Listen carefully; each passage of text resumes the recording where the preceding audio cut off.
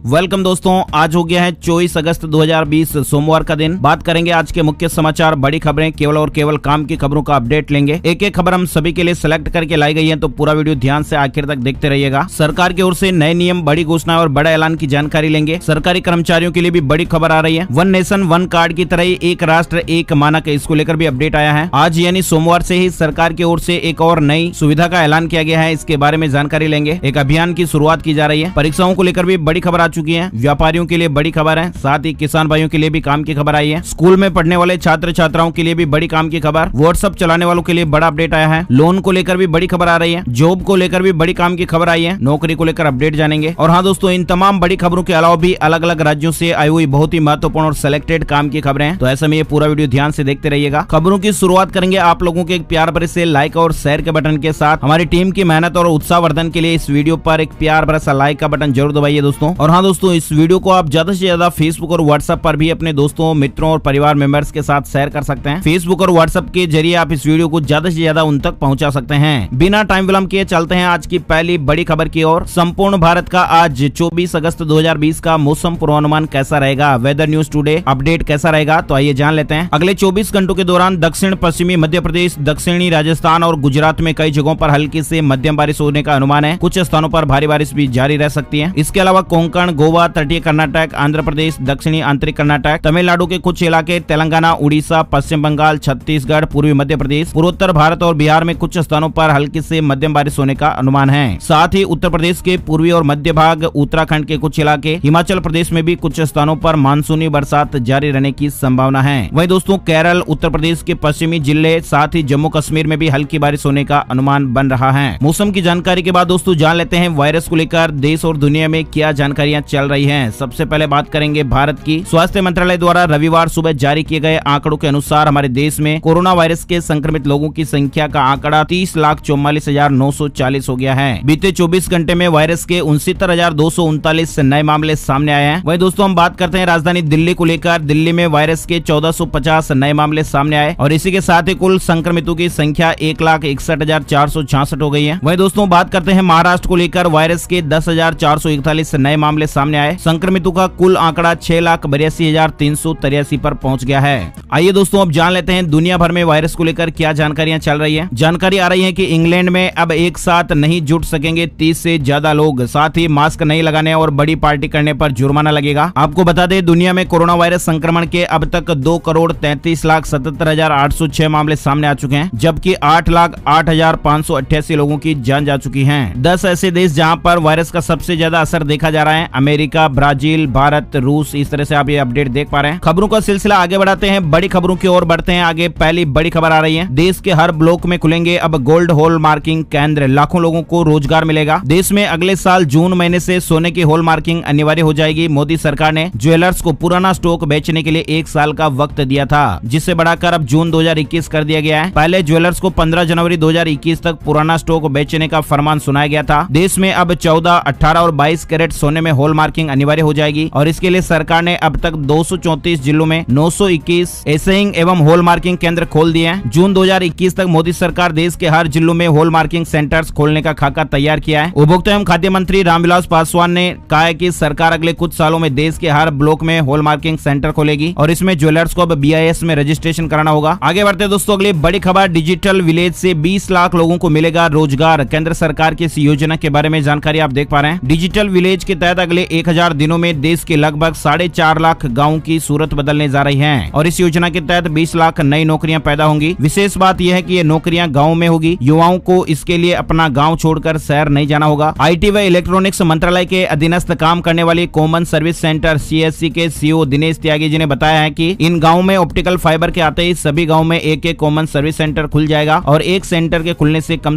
5 लोगों को नौकरी मिलेगी और इस हिसाब से सीधे तौर पर कम से कम 20 लाख लोगों को रोजगार मिलेगा। CSC के खुलने से शिक्षा से लेकर इलाज जैसी कई सुविधाएं ग्रामीणों को मिलेगी और उन्हें हर काम के लिए शहर नहीं जाना होगा। अगली बड़ी खबर आ रही है, इन सरकारी कर्मचारियों के लिए खुश खबर। पेंशन खाते को लेकर सरकार ने दी ये सुविधा। केंद्रीय कर्मचारियों के लिए जरूरी खबर है। सरकार ने पेंशन को लेकर नई गाइडलाइन जारी की है और इसमें यह स्पष्ट किया गया है कि NPS नेशनल पेंशन स्कीम में यदि कोई कर्मचारी अपना योगदान देता है तो वह इस योजना के चलते एक और पेंशन खाता खुलवा सकता है। ये guideline pension fund regulatory and development authority ने जारी किए हैं। सरकार के इस फैसले से देश के लाखों कर्मचारियों को फायदा होगा और इसके तहत अब कर्मचारियों के पास एक से अधिक पेंशन योजनाओं का विकल्प रहेगा। और डिटेल से जानकारी आप देख पा रहे हैं। और हाँ दोस्तों, सरकारी कर्मचारियों से जुड़ी एक और बड़ी खबर आगे आ रही है, जानेंगे। फिलहाल अगली बड़ी खबर आई है, वन नेशन वन कार्ड की तर्ज पर अब लागू होगा एक राष्ट्र एक मानक। केंद्रीय उपभोक्ता खाद्य एवं सार्वजनिक वितरण मंत्री रामविलास पासवान ने one nation one ration card की तर्ज पर एक राष्ट्र एक मानक लागू करने की भी समय सीमा तय कर दी है। केंद्रीय मंत्री जी ने कहा है कि 31 मार्च 2021 से देश में अब एक ही मानक होगा। उन्होंने कहा कि one nation one ration card की तर्ज पर अब एक राष्ट्र एक मानक होगा, जिसका पालन जरूरी किया जाएगा। मानक तैयार करने की प्रक्रिया को पूरा करने में लगने वाले समय को अब 24 महीने से घटाकर 18 महीने कर दिया गया है। एक राष्ट्र एक मानक तैयार करने के लिए विभिन्न मंत्रालयों और विभागों के साथ मिलकर इस दिशा में कार्य जारी है। फिलहाल जिन वस्तुओं का ज्यादा आयात होता है उनके मानक तैयार किए जा रहे हैं और इन वस्तुओं में स्टील के सामान, केमिकल्स, इलेक्ट्रॉनिक उत्पाद और खिलौने शामिल हैं। अगली बड़ी खबर, केंद्र ने राज्यों को दिए सभी पात्र दिव्यांगों को खाद्य कानून में शामिल करने के निर्देश। केंद्रीय खाद्य मंत्रालय ने रविवार को बताया है कि सभी राज्यों व केंद्र शासित राज्यों को सभी पात्र दिव्यांगों को खाद्य कानून में शामिल करने का लिखित निर्देश जारी किया गया है। राज्यों से कहा गया है कि सुनिश्चित करें कि दिव्यांगों को रियायती दर पर अनाज मिले। मंत्रालय के मुताबिक राज्यों से अब तक राष्ट्रीय खाद्य कानून के अंतर्गत शामिल नहीं हुए दिव्यांगों को नए राशन कार्ड जारी करने का भी निर्देश दिया गया है। बड़ी खबर आ रही है, निर्माण कार्य से जुड़े मजदूरों के लिए सोमवार से पंजीकरण अभियान शुरू करेगी दिल्ली सरकार। दिल्ली में केजरीवाल सरकार सभी 70 विधानसभा क्षेत्रों में श्रमिकों के पंजीकरण के लिए सोमवार से 15 दिन का अभियान शुरू करने जा रही है। इसकी जानकारी दिल्ली के श्रम और रोजगार मंत्री गोपाल राय ने दी है। उन्होंने कहा है कि निर्माण कार्य से जुड़े श्रमिक 24 अगस्त से 11 सितंबर तक इन शिविरों में दिल्ली भवन और अन्य सन्निर्माण कर्मकार कल्याण बोर्ड में पंजीकरण कराने के लिए आवेदन कर सकते हैं। निर्माण कार्य से जुड़े लोग ही इसमें पंजीकरण करा सकते हैं। 18 से 60 साल की आयु वाले श्रमिक शिविर में जाकर या फिर ऑनलाइन पंजीकरण भी करा सकते हैं। पंजीकरण कराने के लिए 90 दिन काम करने का प्रमाण पत्र, फोटो, स्थानीय ID प्रमाण पत्र, बैंक खाता संख्या और आधार कार्ड का होना जरूरी है। उन्होंने कहा कि पंजीकृत निर्माण मजदूरों को बोर्ड के तहत संचालित 18 तरह की सहायता योजनाओं से लाभान्वित किया जाता है। दिल्ली को लेकर अपडेट है। बड़ी खबर आ रही है, नई राष्ट्रीय शिक्षा नीति लागू करने के लिए शिक्षा मंत्रालय ने शिक्षकों, प्रधानाध्यापकों से सुझाव मांगे हैं। केंद्रीय मंत्री रमेश पोखरियाल निशंक ने रविवार को कहा है कि शिक्षा मंत्रालय ने नई राष्ट्रीय शिक्षा नीति NEP के क्रियान्वयन पर स्कूलों के शिक्षकों और प्रधानाध्यापकों से सुझाव मांगे हैं। मंत्री जी ने ट्वीट किया, हम मानते हैं कि NEP 2020 को लागू करने में शिक्षकों की अहम भूमिका है, इसलिए हमने देश भर के सभी स्कूलों के शिक्षकों और प्रधानाध्यापकों से सुझाव मांगने का फैसला किया है। वही दोस्तों, अगले बड़ी खबर आई है, GST अपील मामलों की सुनवाई वर्चुअल ही होगी, CBIC ने किया अनिवार्य। CBIC ने GST फील्ड अधिकारियों को कहा है कि वे शारीरिक दूरी सुनिश्चित करते हुए वीडियो कॉन्फ्रेंसिंग के जरिए GST अपील के मामलों में सुनवाई करें। केंद्रीय अप्रत्यक्ष कर और सीमा शुल्क बोर्ड CBIC ने अप्रैल में सीमा शुल्क कानून के तहत व्यक्तिगत सुनवाई और उत्पाद शुल्क और सेवा कर संबंधित विवादों के लिए वीडियो कॉन्फ्रेंस के जरिए सुनवाई के लिए दिशा निर्देश जारी किए थे। साथ ही अगले बड़ी खबर, दिल्ली के मुख्यमंत्री अरविंद केजरीवाल का ऐलान, अब व्यापारियों के लिए सरकार लॉन्च करेगी ऑनलाइन दिल्ली बाजार वेबसाइट। दिल्ली के व्यापारियों के लिए दिल्ली सरकार एक वेबसाइट लॉन्च करेगी। पूरी दुनिया ये जान पाएगी कि दिल्ली में क्या माल बनता है, क्या बिकता है। दिल्ली के मार्केट अंतर्राष्ट्रीय मानकों के होने चाहिए। चांदनी चौक का ट्रायल आधार पर पुनर्विकास किया है और इसी तर्ज पर बाकी मार्केट और दिल्ली की सभी सड़कों को भी खूबसूरत बनाएंगे। दिल्ली की अर्थव्यवस्था को गति देने के लिए दिल्ली सरकार ने डीजल के दाम कम किए और रोजगार बाजार पोर्टल शुरू करने के साथ ही कई सारे कदम उठाए हैं। आपको बता दें, अरविंद केजरीवाल ने ये बात दिल्ली की अर्थव्यवस्था को पटरी पर लाने के उद्देश्य से दिल्ली के सभी व्यापारियों के साथ वर्चुअल संवाद के दौरान कही है। साथ ही मुख्यमंत्री ने व्यापारियों से मिले अच्छे सुझावों को आने वाले दिनों में लागू करने का भी आश्वासन दिया है। बड़ी खबर आई है, फिल्मों, टीवी सीरियल की शूटिंग के लिए सरकार ने जारी की गाइडलाइंस, इन नियमों का करना होगा पालन। केंद्र सरकार ने फिल्मों और टीवी प्रोग्राम के लिए शूटिंग को लेकर विस्तृत गाइडलाइंस जारी कर दी है। केंद्रीय मंत्री प्रकाश जावड़ेकर जी ने रविवार को ट्विटर पर SOP जारी की, जिसमें सामाजिक दूरी के नियमों के पालन को अनिवार्य किया गया है। इस गाइडलाइंस में सभी जगहों पर फेस मास्क के प्रयोग और फिजिकल डिस्टेंसिंग को अनिवार्य किया गया है। ये नियम कलाकारों पर लागू नहीं होगा, लेकिन उनके अलावा सभी को इसका पालन करना होगा। कैमरा पोजीशंस और कैमरा लोकेशंस में भी दूरी बनाकर रखनी होगी। बड़ी खबर आ रही है, पाक सरकार ने नवाज शरीफ को भगोड़ा घोषित किया, प्रत्यर्पण के लिए ब्रिटेन से किया संपर्क। पाकिस्तान सरकार ने पूर्व प्रधानमंत्री नवाज शरीफ को भगोड़ा घोषित कर दिया है और उनके प्रत्यर्पण के लिए ब्रिटिश सरकार से संपर्क किया है। वह इलाज के लिए भी लंदन में है। इस तरह की खबर आ रही है। साथ ही बड़ी खबर आई है, चीन अमेरिका तकरार को लेकर, चीन से कारोबारी नाता पूरी तरह तोड़ सकता है अमेरिका। राष्ट्रपति डोनाल्ड ट्रंप ने एक साक्षात्कार में इस तरह की बात कही है। अमेरिका के राष्ट्रपति डोनाल्ड ट्रंप ने रविवार को चीन के साथ अमेरिका का कारोबारी संबंध पूरी तरह से खत्म करने की संभावना जताई है। फॉक्स न्यूज को दिए गए एक साक्षात्कार में उन्होंने पॉलिटिकल कमेंटेटर स्टीव हिल्टन से कहा है, हमें चीन के साथ कारोबार करने की जरूरत नहीं है। यदि वे हमारे साथ उचित व्यवहार नहीं करेंगे तो मैं चीन के साथ कारोबार पूरी तरह से बंद कर दूंगा। इस तरह की बात कही है। वही दोस्तों, अगले बड़ी खबर आई है, RTI में खुलासा, था। 4 साल में भारतीय रेलवे ने बिना टिकट यात्रियों से 1938 करोड़ रुपए की कमाई की है। भारतीय रेलवे ने 2016 से 2020 के दौरान 4 साल में बिना टिकट यात्रियों से 1938 करोड़ रुपए का जुर्माना वसूला है। 2016 के बाद वसूले गए इस जुर्माने में 38.57% की बढ़ोतरी हुई है। रेलवे की ओर से एक आरटीआई के जवाब में इस तरह का खुलासा हुआ है। यह आरटीआई मध्य प्रदेश के आरटीआई कार्यकर्ता चंद्रशेखर गौड़ ने दाखिल की थी। अगली बड़ी खबर देख पा रहे हैं, नवोदय विद्यालय समिति ने 11वीं में लेटरल एंट्री स्कीम 2020 के तहत शुरू की एप्लीकेशन प्रक्रिया। नवोदय विद्यालय समिति ने साल 2020-21 के लिए क्लास 11वीं में एडमिशन के लिए लेटरल एंट्री स्कीम के तहत आवेदन प्रक्रिया आरंभ कर दी है। यह आवेदन खाली बची सीट को भरने के लिए है। देश भर के नवोदय विद्यालयों में क्लास 11वीं में जितने भी सीट्स खाली बची हैं, उनके लिए एडमिशन प्रोसेस शुरू किया गया है। विस्तार से और जानकारी आप स्क्रीन पर देख पा रहे हैं। नवोदय की ऑफिशियल वेबसाइट navodaya.gov.in, जहां पर आपको पूरी जानकारी और अपडेट मिल जाएगा। अगली बड़ी खबर, व्हाट्सएप ने एंड्रॉइड बीटा यूजर्स के लिए जारी किया ये नया फीचर। व्हाट्सएप ने एंड्रॉइड के बीटा यूजर्स के लिए अपने एडवांस सर्च फीचर को जारी करना शुरू कर दिया है। सोशल मैसेजिंग प्लेटफॉर्म द्वारा इस फीचर की टेस्टिंग पिछले कुछ महीनों से की जा रही थी और इसे सबसे पहले iOS यूजर्स के लिए जारी किया गया था। जैसा कि नाम से ही समझा जा सकता है, इस फीचर से व्हाट्सएप में फाइल्स सर्च करना और आसान हो जाएगा। ये दरअसल व्हाट्सएप पर शेयर की गई अलग अलग तरह की मीडिया और फाइल्स की कैटेगरी बना देता है। फिलहाल नए एडवांस सर्च फीचर को व्हाट्सएप के स्टेबल वर्जन में उपलब्ध नहीं कराया गया है। हालांकि जो एंड्रॉइड यूजर्स व्हाट्सएप के बीटा प्रोग्राम का हिस्सा है, वे इसे इस्तेमाल करना शुरू कर सकते हैं। इसके साथ ही जो यूजर्स व्हाट्सएप के इस नए फीचर को ट्राई करने के इच्छुक हैं, वो व्हाट्सएप के बीटा प्रोग्राम का हिस्सा बन सकते हैं। आगे बढ़ते हैं दोस्तों, के लिए बड़ी खबर आ रही है लोन को लेकर। जी हाँ, अपना कारोबार शुरू करने के लिए अगर लोन नहीं मिल रहा है तो आप इस वेबसाइट पर जा सकते हैं। 59 मिनट में आपका लोन सैंक्शन होगा। अगर आप भी लोन लेना चाह रहे हैं तो आपको इसके लिए बहुत ज्यादा मशक्कत करने की जरूरत नहीं है। देश का सबसे बड़ा बैंक भारतीय स्टेट बैंक सिर्फ 59 मिनट में लोन सैंक्शन कर रहा है। एसबीआई ने ट्विटर हैंडल पर इस तरह का अपडेट दिया है, आप देख पा रहे हैं। एसबीआई के इस लोन के लिए न तो ज्यादा रिकॉर्ड्स की जरूरत है और न ही इन प्रिंसिपल अप्रूवल तक बैंक जाने की जरूरत है। ग्राहक घर बैठे ही चंद क्लिक्स के जरिए 10,000 से 10 लाख तक का लोन उठा सकते हैं। एसबीआई ये लोन प्रधानमंत्री मुद्रा योजना के तहत प्रदान कर रहा है। इसके लिए वेबसाइट भी बनाई गई है, आप देख पा रहे हैं। वहीं दोस्तों अगले बड़ी खबर, अर्थक्वेक को लेकर, भूकंप को लेकर खबर आई है। महाराष्ट्र के पालघर में भूकंप के झटके महसूस किए गए। रविवार को महाराष्ट्र के पालघर में 2.8 रिएक्टर स्केल पर भूकंप के झटके महसूस हुए। 11:40 पर 23 अगस्त 2020 यानी रविवार को 2.8 की तीव्रता से यहाँ भूकंप आया था। भूकंप का केंद्र दहानू तहसील के पास आना बताया गया है। बड़ी खबर आ रही है, इनकम टैक्स विभाग ने पाई ये गड़बड़ी तो देना होगा 83% से ज्यादा टैक्स। क्या पिछले वित्त वर्ष के दौरान आपने अपने बैंक अकाउंट में कोई ऐसी बड़ी रकम ट्रांसफर की है जिसके सोर्स के बारे में आप जानकारी नहीं रखते हैं? अगर ऐसा है और इनकम टैक्स डिपार्टमेंट इस बारे में पता लगा लेता है तो आपको मोटा टैक्स देना पड़ सकता है। इनकम टैक्स एक्ट के सेक्शन 69A के तहत अगर कोई व्यक्ति पैसे, सोना, ज्वेलरी या अन्य कीमती चीजों का मालिक पाया जाता है और इसका रिकॉर्ड उस व्यक्ति के पास नहीं है या वो इसके सोर्स के बारे में जानकारी नहीं दे रहा है, तो इसे टैक्स पेयर के इनकम के तौर पर माना जाएगा और इन्हें इस पर टैक्स देना होगा।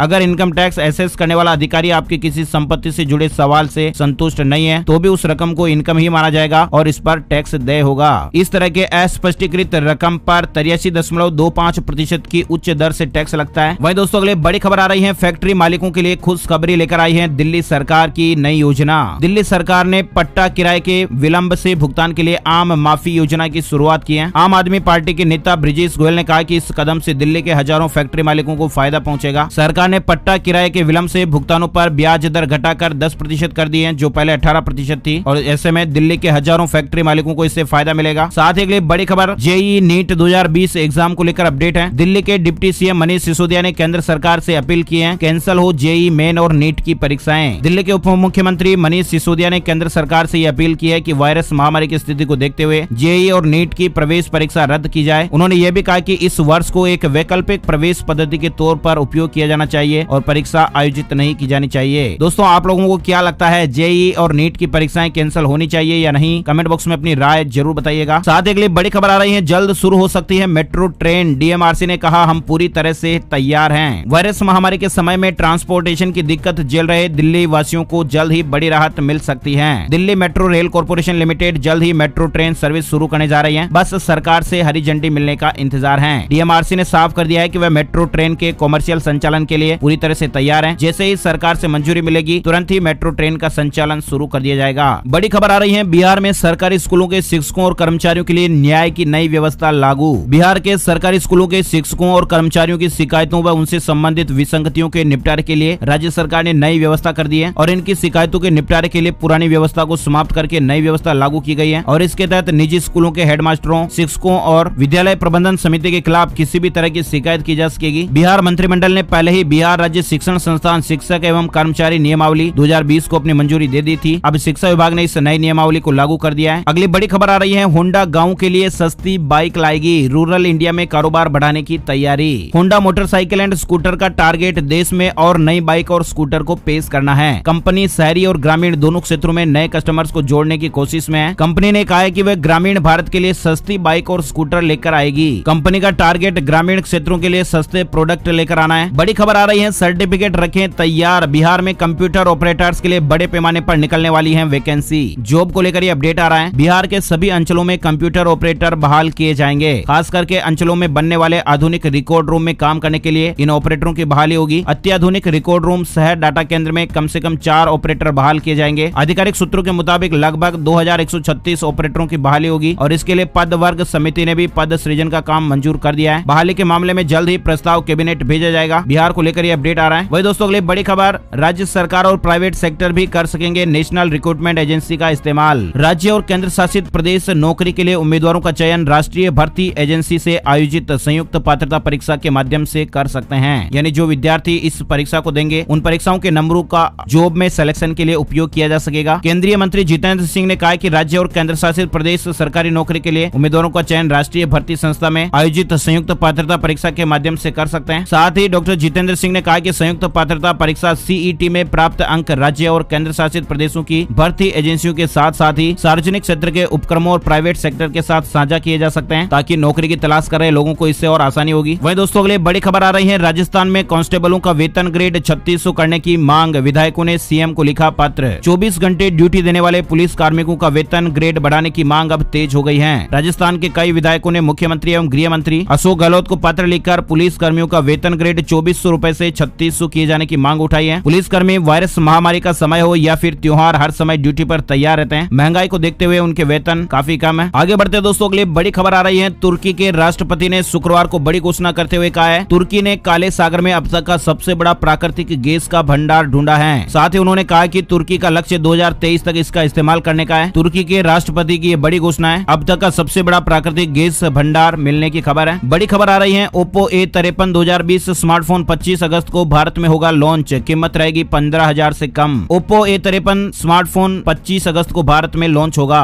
ओप्पो ने अपना यह नया स्मार्टफोन इंडोनेशिया में लॉन्च कर दिया है। विस्तार से और जानकारी आप देख सकते हैं। साथ ही बड़ी खबर आ रही है, रियलमी यूथ डेज सेल 24 अगस्त से शुरू होने जा रही है। कई तरह के ऐसे डिवाइस है जहां पर आकर्षक ऑफर देखने को मिलेगा। स्मार्टफोन निर्माता कंपनी रियलमी ग्राहकों को फायदा पहुंचाने के लिए बम्पर सेल आयोजित करने वाली है और इसका नाम रियलमी यूथ सेल रखा गया है। ये सेल कंपनी के आधिकारिक वेबसाइट साथ ही अमेजन इंडिया और फ्लिपकार्ट पर 24 अगस्त से लेकर 28 अगस्त तक चलेगी और ग्राहकों को इस सेल में स्मार्टफोन ही नहीं बल्कि fitness tracker, smart watch, power bank, Bluetooth earphone तक पर बम्पर डिस्काउंट का मौका मिलेगा। वहीं अगली बड़ी खबर आ रही है, वर्क फ्रॉम होम के कारण किराए के फर्नीचर की मांग बढ़ी है। डेस्क और कंफर्टेबल चेयर्स की ज्यादा डिमांड हुई है। वायरस महामारी के संक्रमण को देखते हुए वर्क फ्रॉम होम का चलन बढ़ने से कंपनियां और स्वतंत्र उपभोक्ता किराए की वस्तुओं को ज्यादा तरजीह दे रहे हैं। खासतौर पर मेट्रो शहरों में इस तरह का ट्रेंड दिख रहा है। किराए के फर्नीचर की मांग में काफी ज्यादा बढ़ोतरी हुई है। फर्नीचर इंडस्ट्री से जुड़े लोगों ने इस तरह की बातें कही है। वहीं बड़ी खबर आ रही है, उड़ीसा को लेकर council of higher secondary education Orissa ने इस साल के 12वीं के स्टूडेंट के लिए रीचेकिंग प्रक्रिया आरंभ कर दी है। जो अपने रिजल्ट से संतुष्ट नहीं है या जिन्हें लगता है कि उनके नंबर कम आए हैं, वे कॉपियों की पुनः जांच के लिए एप्लीकेशन भर के आवेदन कर सकते हैं। ऐसा करने के लिए उन्हें काउंसिल की आधिकारिक वेबसाइट पर जाना होगा। ये वेबसाइट आपको स्क्रीन पर दिखाई गई है। अप्लाई करने की अंतिम तारीख 5 सितंबर 2020 है। साथ ही बड़ी खबर आ रही है, मध्य प्रदेश को लेकर 9वीं से 12वीं के विद्यार्थियों के लिए बड़ी खबर आई है। इस बार परीक्षा नहीं आंतरिक मूल्यांकन होगा। सीबीएसई की तर्ज पर मध्य प्रदेश बोर्ड के 9वीं से 12वीं तक के विद्यार्थियों का आंतरिक मूल्यांकन होगा। वायरस महामारी के समय में स्कूल नहीं खुल रहे हैं और इस कारण विद्यार्थियों का मूल्यांकन नहीं हो पा रहा है और इसके लिए माध्यमिक शिक्षा मंडल ऑनलाइन आंतरिक मूल्यांकन करेगा। इस संबंध में मंडल के अध्यक्ष ने एक वीडियो कॉन्फ्रेंसिंग के जरिए कार्य योजना के संबंध में जिला शिक्षा अधिकारियों को निर्देश दिए हैं। 1 सितंबर से ऑनलाइन शिक्षण सत्र की शुरुआत होने जा रही है। ये आप देख सकते हैं। राधेश्याम जुलानिया, अध्यक्ष माध्यमिक शिक्षा मंडल, इन्होंने कहा कि 9वीं से 12वीं तक के विद्यार्थियों के ऑनलाइन मूल्यांकन के लिए कार्य योजना बनाई जा रही है और इस संबंध में जल्द ही दिशा निर्देश जारी किए जाएंगे। इस तरह की मीडिया रिपोर्ट चल रही है। वही दोस्तों बड़ी खबर आ रही है, मध्य प्रदेश को लेकर ही बारिश से फसलों को नुकसान का होगा सर्वे।